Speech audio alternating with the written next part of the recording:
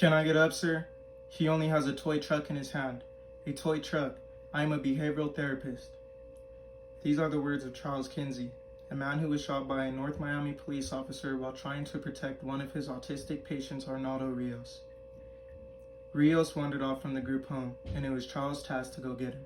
He didn't know he'd be gunned down by police for doing so. Charles was unarmed and in work attire.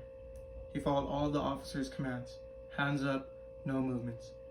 He told the officers many times with a loud and clear voice who he was and what was happening. Charles was no threat to these officers, but he still ended up with a bullet in him. Why? Because he is black. I believe racism is alive today in 2020, and we should bring more attention to it. I watched a video on YouTube the other day where a group of black Republicans and black Democrats sat down and talked. One of the Republicans said that she believed racism is gone, and that we should all get over it. When I heard that, my jaw literally dropped. I closed out the YouTube app and I sat there for a second just thinking, how? How does someone truly believe racism is gone? I don't get it. America can't even go a week without there being another innocent black man shot. We hear about these things every day in the news, and as a minority myself, it is almost impossible to not feel discriminated against. I played sports my entire life, and there's been a few times throughout the years where I've come across a racist team or a racist player on a team, but nothing ever compared to my freshman year baseball season. I was on the freshman team from Mullen High School. Mullen being a predominantly white school and baseball being a predominantly white sport, I knew some stereotypes were bound to be thrown my way, but I never expected what I got from the team. To start off, the coaches never even let me try out for the positions I've played my entire life. They just put me in the outfield. And when the problems arose with my team, they did nothing to help me. As for my teammates, I was the only colored kid on the team, so I was the natural target. When I complained about how it's not fair I didn't get to try out for pitcher, I was told blacks belong in the field. When we would have to practice in a softball field, the only way onto the softball field was to hop the fence.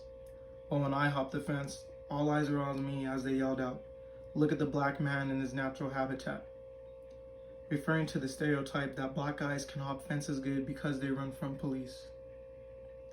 I also got taunted with monkey noises while walking up to home plate, and after a nice hit triple out into right field, I didn't hear "Great hit, Silas." I heard, "He's black. Blacks don't play baseball. We should have got him out." Again, all this is being said in front of the coaches who never did anything about it.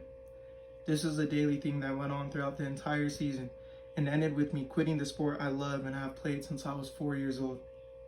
Now I would love for that Republican lady to look me in the eye and tell me racism is gone. Towards the end of the season, I had started to have enough of all that. All I wanted to do was fight anyone on that team that looked at me wrong. A few practices I had to leave early because I was moments away from hitting a teammate. It was around this time where I told my mom what was all happening. After a long talk, I learned that this was just the sad reality of being a colored man in America. I learned that fighting is wrong. It doesn't fix any issues, and it just adds on to a racist man's beliefs that a colored man is bad. Spring 2017 changed me. It made me a stronger man mentally, and I am now confident in my own skin. This is what I want for everyone, and is why I believe we should be teaching more in school. America is a land of many cultures. We should not only learn about slaves. Kids should be taught about multiple races and all the great things they come with. Now, I don't know what world you live in, but the world I'm in, racism is still very much alive. And we need to come together as humans to end this elongated, petty battle between skin tones. Because at the end of the day, that is what we all are, humans. We all bleed red, we all breathe air, we all deserve the same amount of respect. Thank you.